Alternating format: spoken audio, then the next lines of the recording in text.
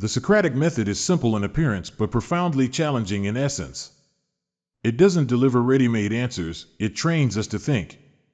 More than just a path to knowledge, it's an invitation to examine, deconstruct, and, when necessary, abandon what we believe we know. Rather than offering comfort, it forces us to confront the limits of our certainties. Socrates didn't seek to persuade, he sought to reveal. Not to others, but to ourselves, how often our ideas rest on fragile foundations. This method comes to life when we look at its practical effects.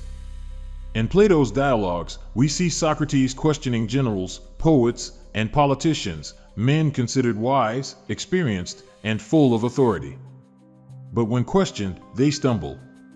A general cannot define courage. A poet struggles to explain beauty. And that doesn't make them ignorant, it makes them human. Socrates knew that true ignorance isn't not knowing, it's thinking you know. His weapon was a well-placed question. Just one. Capable of dismantling an entire mental structure.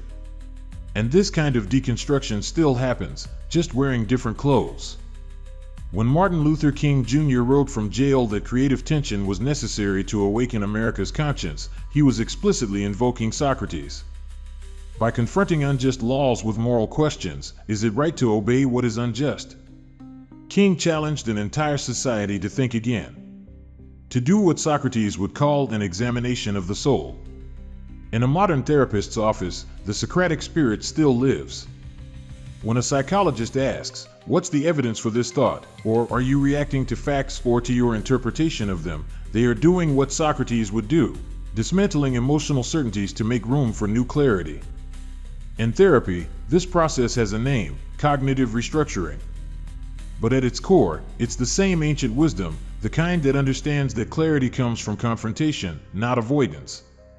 Even in a classroom, when a good teacher challenges students to think for themselves, to reject easy answers, to explore contradictions and seek more precise definitions, the Socratic method is at work. And in the difficult conversations of daily life, personal decisions, relationship conflicts, or moral dilemmas, it can mean the difference between reacting impulsively and acting with awareness. To question with courage, to listen without haste, and to accept that we might be wrong, that is rare. It is uncomfortable. But that's where truth begins. In a world obsessed with being right, the greatest act of freedom may be this, to allow ourselves to doubt, honestly.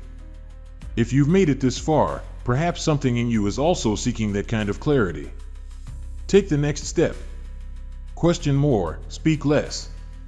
Try applying this mindset to everyday life and watch how the answers shift when you change the question. If this kind of reflection resonates with you, subscribe to the channel and share your thoughts in the comments. After all, thinking together always takes us further.